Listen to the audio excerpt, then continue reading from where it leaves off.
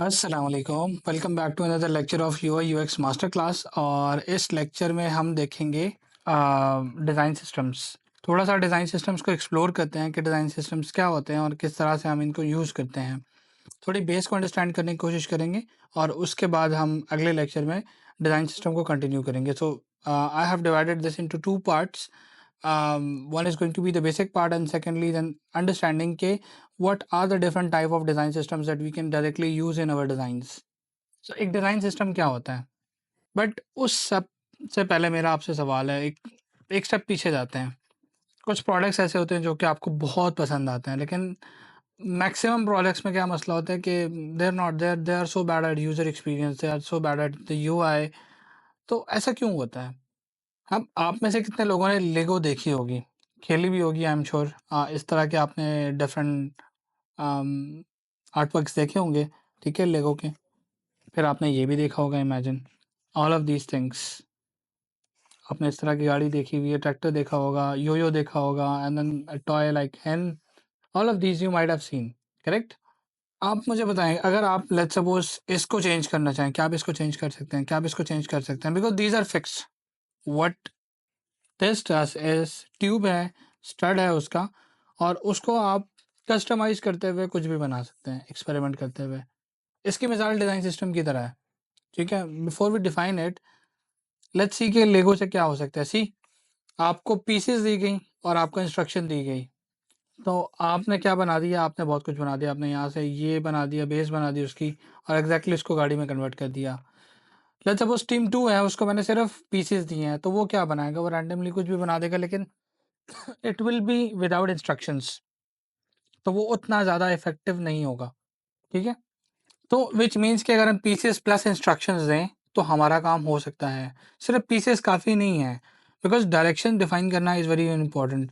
You know कि अगर आपने उसको पुट आउट कैसे करना है, किस तरह से उससे मीनिंगफुल इंफॉर्मेशन निकालनी है, that's where it's gonna help you, ठीक है। अब आपने बहुत ज़्यादा देखा होगा कि ये आपके पास एक स्क्रीन है, आपको कौन सा वाला मैसेज दिखाई देना चाहिए, ठीक है। फिर आपके माइंड में सवाल होगा कि यार, आपका प्राइमरी बटन लेफ्ट साइड पे होना चाहिए या राइट साइड पे होना चाहिए। So in this case it is on the right side, in this case is on the left side. तो अब आते हैं डिज़ाइन सिस्टम पे। तो डिज़ाइन सिस्टम जो है एक सिंगल सोर्स ऑफ ट्रुथ है जो कि सारी चीज़ों को सेंट्रलाइज कर देता है, और उससे आप क्या करते हैं? लर्न भी करते हैं, बिल्ड भी करते हैं और ग्रो भी करते हैं, प्रोडक्ट्स को भी और सेल्स को भी। उसकी रीज़न क्या है? उसकी रीज़न ये है, देखें, अगर आप डिज़ाइन सिस्टम में इन्वेस्ट करते हैं, आप डिज़ाइन सिस्टम बनाना जानते हैं, आप डिज़ाइन सिस्टम बना लेते हैं, उससे क्या होता है? लेट्स सपोज मैं अगर बात करता हूँ गूगल की, लेट्स सपोज मैं बात करता हूँ माइक्रोसॉफ्ट की, मैं बात करता हूँ एप्पल की। तो गूगल क्या है? मटेरियल डिज़ाइन को फॉलो करता है। आप मटेरियल डिज़ाइन का पुराना डिज़ाइन उठा लें, लेट्स सपोज आप एंड्रॉयड 5 का यूआई देख लें और एंड्रॉयड 15 का देख लें, कितना डिफरेंस होगा यूआई में। तो उन्होंने क्या किया? उन्होंने बेस को वही रखा है, एक्सपेरिमेंट्स किए हैं, उसी को खेलते हुए उन्होंने एंड्रॉयड 15 तक ले आए हैं। तो डिज़ाइन सिस्टम से क्या होता है? कंसिस्टेंसी आती है, एक्सपेरिमेंटेशन में आसानी होती है, और आपके पास एक बेस पड़ी होती है, आपको सिर्फ डायरेक्शन चाहिए और आप उसको नेक्स्ट लेवल पे अपग्रेड कर सकते हैं। सो आपने देखा होगा, जिस तरह हमने जरा देखा, तो जरा के अंदर आपके पास एटलासियन डिज़ाइन सिस्टम हमने देखा कि देखें कितनी कंसिस्टेंसी थी। स्पेसिफिक कलर्स हैं, इनको पता है कि हमारा कंपोनेंट्स के कलर कौन से होंगे, टाइटल का कलर कौन सा होगा, आइकन्स के कलर्स कौन से होंगे, कंसिस्टेंसी अक्रॉस, ठीक है। आप यहाँ से अंदाज़ा लगा लें। शॉपिफाई का डिज़ाइन सिस्टम देख लें, कितना कंसिस्टेंट है। तो डिज़ाइन सिस्टम यूज़ कौन करता है? तो डिज़ाइन सिस्टम बहुत ज़्यादा लोग यूज़ करते हैं, different teams, different companies use करती हैं इसको। यूटिलाइज़ कौन करता है? मैं और आप, यूआई यूएक्स डिज़ाइनर्स, हम इसको यूटिलाइज़ करते हैं। विजुअल डिज़ाइनर्स भी यूज़ करते हैं, समटाइम्स इलस्ट्रेटर वाले भी इसको यूज़ कर सकते हैं। फ़ायदा क्या होता है? आपको डायरेक्शन डिफाइन होती है, आपको पता है यार मेरे पास एक एग्जिस्टिंग सेटअप पड़ा हुआ है, उसको मैंने इम्प्रूव करना है, तो आपने बेस से ही उठाना है, उसको अपग्रेड करना है। अब बना किस चीज़ से होता है? तो there are 5 steps that is composed of. Mission and shared values क्या है, डिज़ाइन फाउंडेशन क्या है, कंपोनेंट लाइब्रेरी क्या है, बेस्ट प्रैक्टिसेस क्या है, और डॉक्यूमेंटेशन कब करनी है।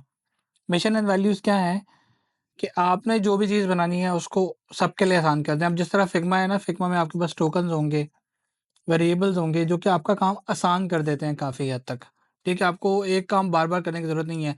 या कंपोनेंट्स हैं, तो आप रीयूजेबल कंपोनेंट्स बना सकते हैं जिसको आप बार-बार यूज़ कर सकते हैं। मतलब एक स्टैंडर्ड बटन का एग्जांपल देता हूँ कि आपने एक स्टैंडर्ड बटन साइज बना लिया, अब आपको बार-बार हर स्क्रीन पे जाके दोबारा क्यों ड्रैग करने की ज़रूरत है?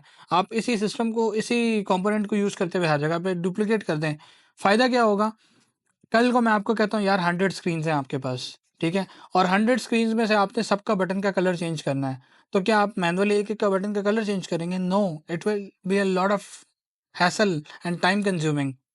आप क्या करेंगे, अगर आपने कंपोनेंट बनाया होगा, आप मास्टर कंपोनेंट में जाएँगे और मास्टर कंपोनेंट का कलर चेंज कर देंगे। तो मास्टर कंपोनेंट का कलर चेंज करेंगे तो स्ट्रेट अवे आपके 100 पे भी वो अप्लाई हो जाएगा। इसको हम प्रैक्टिकली भी इम्प्लीमेंट करेंगे डिज़ाइन सिस्टम को, तो यू विल सी कि कंपोनेंट से कितना फ़ायदा होता है, कितना टाइम हम सेव करते हैं। फिर आती है आपके डिज़ाइन की foundation which comes under typography, colour और ग्रिड सिस्टम आप क्या यूज़ करेंगे। ठीक है, तो ये फाउंडेशन डिफाइन करना बहुत ज़रूरी है, ये डिज़ाइन सिस्टम का पार्ट है। फिर कंपोनेंट्स की लाइब्रेरी, कि आपके फॉर्म के इनपुट्स कैसे होंगे, आपके बटन के साइज़ेस क्या होगा, आपके इमेजेस की ग्रिड्स क्या होंगी, विड्थ क्या होगी, क्या हाइट होगी, ये कंपोनेंट लाइब्रेरी होगी आपकी। फिर आपने स्केल देखना है कि आपने बेसिकली कौन-कौन से प्लेटफ़ॉर्म्स के लिए बनाना है, कौन-कौन से प्रोडक्ट्स हैं जिनका आपने ख़्याल रखना है, कौन से लैंग्वेजेज़ होंगी, सिर्फ़ लाइट मोड में बनाना है, डार्क मोड में बनाना है। तो all of these things comes under the decision making. तो डिज़ाइन सिस्टम बताते खुद क्या है, एक कम्युनिकेशन टूल किट है, ठीक है? सिर्फ़ कंपोनेंट्स के अलावा बहुत कुछ है डिज़ाइन सिस्टम में। डिज़ाइन सिस्टम में सिर्फ़ कंपोनेंट्स नहीं आते, डिज़ाइन सिस्टम में ये सारा कुछ आता है जो हमने डिस्कस की है, ठीक है? तो डिज़ाइन सिस्टम हर बंदे को इफ़ेक्ट करता है। अब कैसे करता है? बिकॉज़ हमारे सिस्टम्स को, या हमारे जो स्टेक होल्डर्स हैं, उनको हेल्प आउट करने के लिए, बिकॉज़ जब देखिए ना, हर एक बंदा डिज़ाइनर तो होता नहीं है, तो उनकी प्रॉब्लम सॉल्व करने के लिए हम डिज़ाइन सिस्टम बनाते हैं। उससे क्या होता है, सारे मिल के काम करते हैं बट एक स्ट्रीमलाइन प्रोसेस होता है। एक स्टैंडर्ड रूल्स आपने सेट किए होते हैं कि यार ये हमारी ब्रांड कलर्स हैं, ये हमारी टाइपोग्राफी है, ये हमारे बटन्स होंगे, ये हमारे फॉर्म्स होंगे, ये सारी चीज़ें आ जाती हैं उसमें। होता क्या है कि डिज़ाइन सिस्टम किस तरह से शेयर होता है, डिज़ाइन टीम से आता है, फिर वो इंजीनियरिंग टीम के पास जाता है, उसके बाद वो बिज़नेस स्टेक होल्डर के पास जाता है, फिर वो लोकलाइज़ेशन पे जाता है, फिर वो जाके पब्लिश होता है। तो क्या होता है कि चीज़ें स्ट्रीमलाइन रहती है। जब डिज़ाइन टीम और डेवलपमेंट टीम आपस में ईज़िली कम्युनिकेट करते हैं, फिर वो आगे प्रोडक्ट मैनेजर या स्टेक होल्डर्स तक जाता है, तो वो उसको डिस्कस करते हैं और फर्दर वो फिर आगे अप्रूवल के लिए जाता है। बट एक स्ट्रीमलाइन प्रोसेस आपने बना दी है कंसिस्टेंसी के साथ, ठीक है? फिर आपके पास शॉपिफ़ाई, पोलारिस है, देखें वो किस तरह से टोकन्स को यूज़ कर रहा है, किस तरह से उसने वैल्यूज़ रखी हुई हैं, फिग्मा में कहाँ पे यूज़ हो रहा है। सी कितना ईज़िली उन्होंने जस्टिफ़ाई किया हुआ है। बटन्स लेफ्ट अलाइन सारा कुछ, और कंसिस्टेंसी देखें, ठीक है?